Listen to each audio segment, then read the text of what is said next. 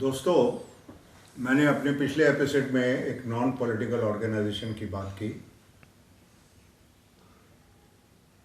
और शायद कुछ लोगों को ये हास्यप्रद भी लगे कि इट लुक्स ए जोक।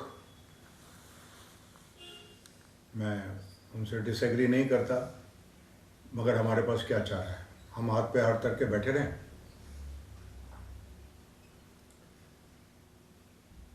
मैं अगर थोड़ा सा हिस्ट्री में इंटरेस्ट लेता हूँ, मैं हिस्ट्री देखूँ तो एक चीज़ चाहिए। अब वो मुमकिन है या नहीं है, उसके लिए आप एंडेवर करो तो वो मिली है, हासिल की है।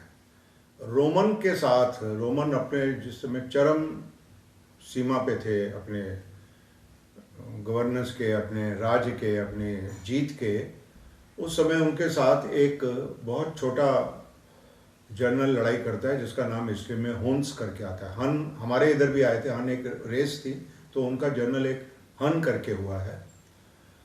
अब उसको भी लड़ना पड़ा क्योंकि रोमन हर जगह जीत रहे थे। तो उसने रोमन से लड़ने के लिए देखा कि भाई मैं इनके इक्वल तो हूं नहीं, तो क्या करूं। वो कहता है वो पहाड़ी के रास्ते से, ऐसे अनएक्सपेक्टेड रास्ते से वो रोमन के पीछे आके लड़ता है कि रोमन तो पीछे पहाड़ था, आगे लड़ने की तैयारी कर रहे थे, वो पीछे आके उनसे लड़ाई पे जीत के चले जाता है। मगर वो उसको वहां पहुंचने के लिए इतनी कठिनाइयां थी कि जो कोई भी सोच भी नहीं सकता था कि इसको पूरा किया जा सकता, मगर उसने ठान लिया। तो अब ये क्या मुमकिन है दुनिया में, क्या अभी तक नहीं हुआ? हमारा इससे सरोकार नहीं होना चाहिए।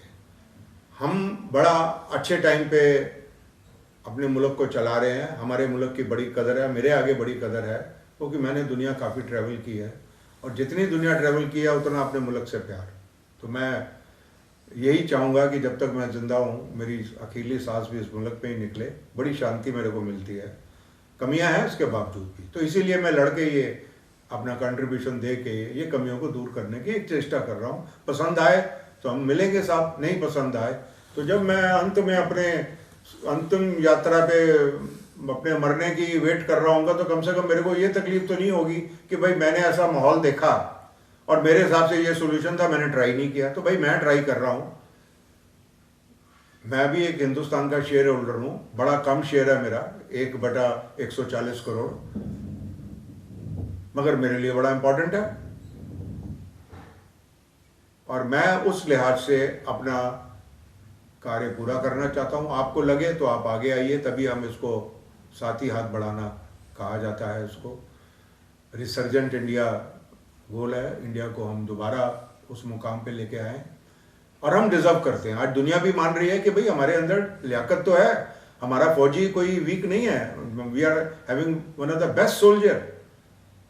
आसपास की कंट्रियां ऑलरेडी हम प्रूव कर चुके हैं, हमारे आगे स्टैंड नहीं करती, मगर तो भी ये सच्चाई है कि हमें लग रहा है कि हमारी जमीन इसके पास है, तो हम एकदम से कोई एक्शन नहीं ले सकते। हम आपको अपने आप को मजबूत करना ही है। तो मेरे लिए मेरे लिए या मेरे सामने सिर्फ यही एक निकलता है अल्टरनेटिव, एक यही रास्ता निकलता है कि हम सब इकट्ठे हों नॉन पॉलिटिकल ऑर्गेनाइजेशन में और थाउजेंड्स ऑफ लोग पाला सकें नॉन गवर्नमेंट साइड से।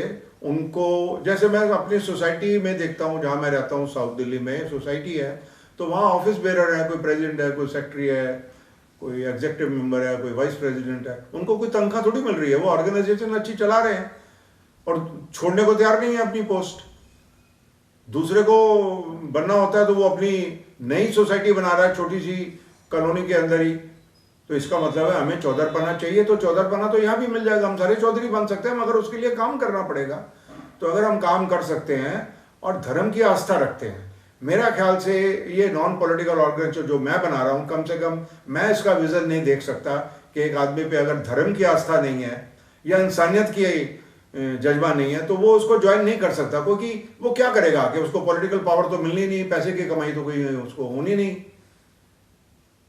तो फिर हम गुरुद्वारे मंदिर जाके जो सेवा करते हैं वो हम क्या हासिल करने चाहते हैं? परमात्मा की ब्लेसिंग। तो यहाँ परमात्मा की ब्लेसिंग क्यों नहीं मिलेगी जब परमात्मा हर एक इंसान के अंदर वास करता है और हम जो काम अच्छा करते हैं उससे 140 करोड़ लोगों को बेनिफिट होने वाला है।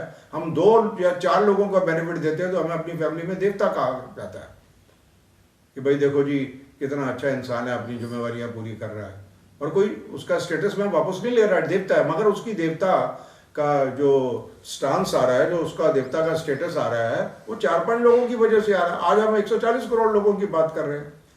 तो जो जिसके पास जितना टाइम है, रिसोर्सेज हैं, वो सामने आए, नॉन पॉलिटिकल ऑर्गेनाइजेशन बनाए, एक बैनर के नीचे इकट्ठे हों। लोकपाल मुमकिन है। मैं महाराष्ट्र बॉम्बे में बैंक की तरफ से पोस्टेड था पहले, तो मैंने देखा कि वहाँ पर उस समय एक पार्टी थी जो बाद में पॉलिटिकल पार्टी काफ़ी बड़ी बन गई उस स्टेट की, नाम वगैरह मैं नहीं लेता, आप सब समझते होंगे। तो उन्होंने गली मोहल्ले में बड़ी सेवा की, लोग कोई भी प्रॉब्लम होते थे उनके उठ के पे चले जाते थे। तो हर दूसरे तीसरे बंदे को प्रॉब्लम है। हमारा कोर्ट सिस्टम लेथार्जिक हो गया, इतना लोड है, 140 करोड़ हम हो गए, तो कितना लोड बोल। तो वो सिस्टम परफेक्ट गवर्नमेंट करती रहेगी, मगर उनके लिए फाइट करने के लिए अगर कोई एक आपके कॉलोनी लेवल पे कोई ऐसी ऑर्गेनाइजेशन हो और जिसका आगे सेंटर में कोई सेंट्रल कंट्रोल भी हो, तो वो ऑर्गेनाइजेशन लोगों की दुख तकलीफ कर सकती है, वो एडमिनिस्ट्रेशन की जातियों के अंगेज आवाज उठा सकती है। और ऐसा तो अभी प्रूव किया है, ट्विन टावर जो नोएडा के अंदर अभी तोड़ी गई हैं, वो उनको हर जगह से अप्रूवल मिल गई थी। कितने सीईओ नोएडा के आए, सब में अप्रूवल मिल चुकी थी। तो आखिर में उनको कोर्ट से मिला कि भाई ये गलत चीज बनी है, आपको अप्रूवल मिल भी जाए तो उसका मतलब ये थोड़ी कि आप बनाओगे। वो बनने के बाद भी कितना लंबा चौड़ा नुकसान हुआ होगा, मगर उनको तोड़नी पड़ी क्योंकि वो इलीगल था, गलत था।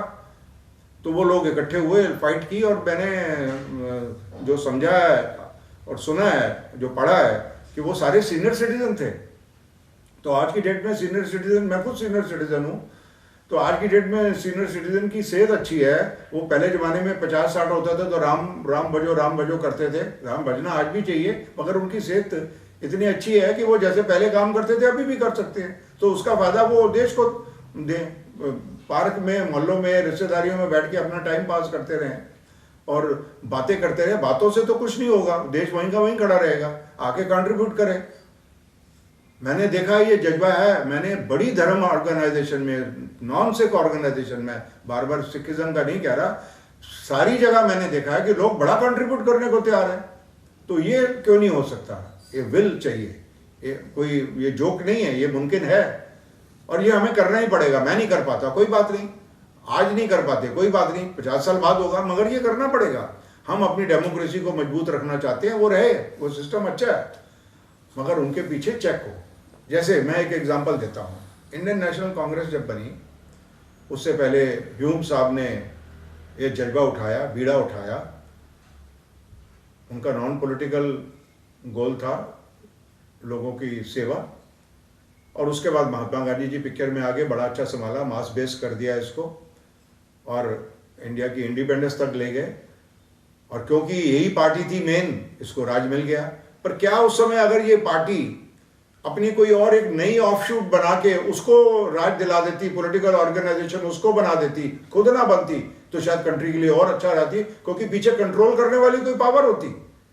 भाई पॉलिटिक्स को कंट्रोल करना जरूरी है, क्योंकि जब आपके पास पावर आ जाती है, कहते हैं ना, power corrupts, absolute power corrupts absolutely.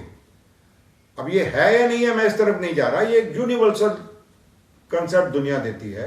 तो अगर इंडियन नेशनल कांग्रेस अपनी एक ऑफशूट, जब पावर मिल रही थी इंडिपेंडेंस के बाद, तो अपनी एक ऑफशूट ऑर्गेनाइजेशन बना के उसके थ्रू इलेक्शन लड़ती, और ये पीछे एक कंट्रोलिंग बॉडी बन के उसको देखती, तो शायद मैं समझता हूं कि आज हमारी प्रॉब्लम्स कम होती।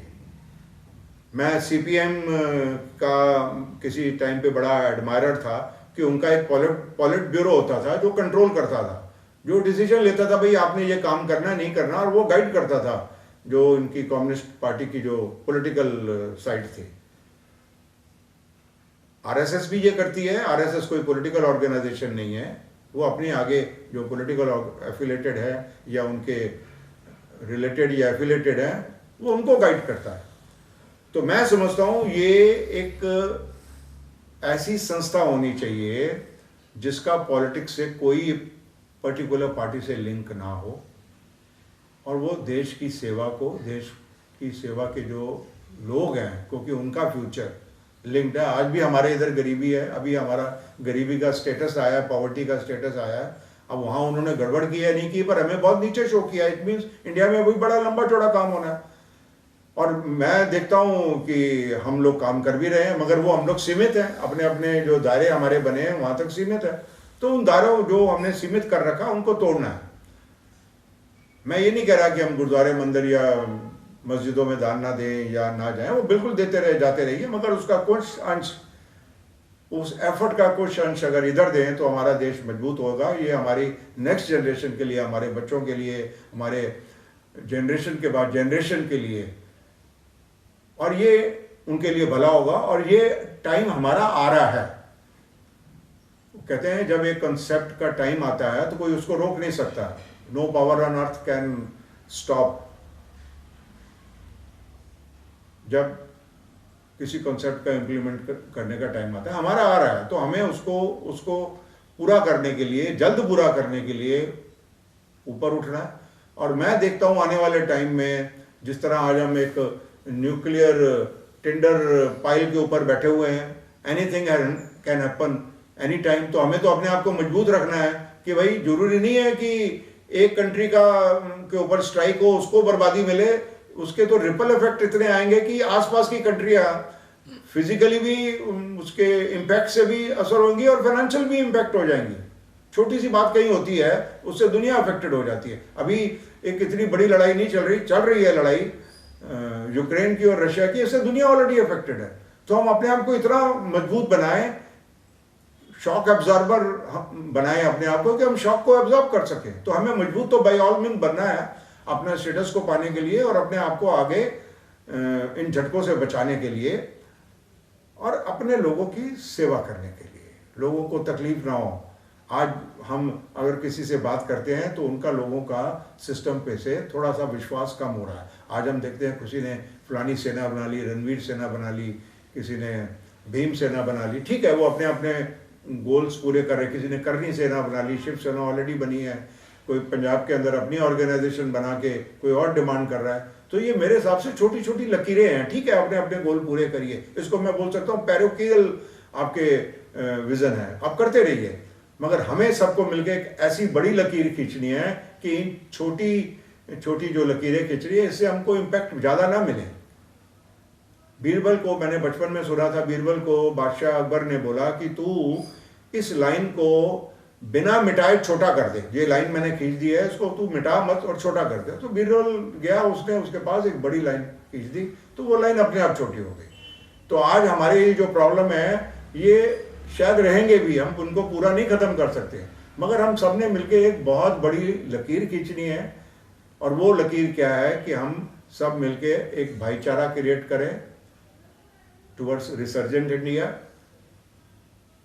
जो लोगों का विश्वास कम हो रहा है, मैं नहीं कहता, मेरे को ऐसा लगता है, मैं कोई ब्लेम नहीं कर रहा, मेरा ये पर्पस है ही नहीं। जो धीरे धीरे ग्रेजुअल लोगों की आस्था, लोगों का जो विश्वास कम हो रहा है एडमिनिस्ट्रेशन से, उसको मजबूत हो, एडमिनिस्ट्रेशन मजबूत हो, लीगल सिस्टम मजबूत हो, उनकी लिमिटेशंस हैं, बहुत ज़्यादा केसेस हैं, वो मजबूत हो, और हम 100% जा सकते हैं। क्योंकि हमारे में कुछ खूबियाँ हैं, हमारे में धर्म दुनिया में सबसे आस्था बहुत सबसे ज़्यादा आगे रही। हम लोग बड़े एडवर्स सर्कमस्टांसेस में, बड़े कम पैसे में भी बड़ी मेहनत करके हमने दुनिया में प्रूव किया हम काम कर सकते हैं। वी आर कंसिडर, इवन मैं गल्फ कंट्रीज जाता रहा हूँ, हमारे को हमारा बहुत अच्छा स्थान मिला हुआ है, हमारी डेडिकेशन, और कोई वहाँ पर हम लोग किसी के लिए प्रॉब्लम पैदा नहीं करते, सिर्फ अपने काम से काम रखते हैं। तो यहाँ क्यों नहीं होगा? गॉड विलिंग जरूर होगा। जय हिंद।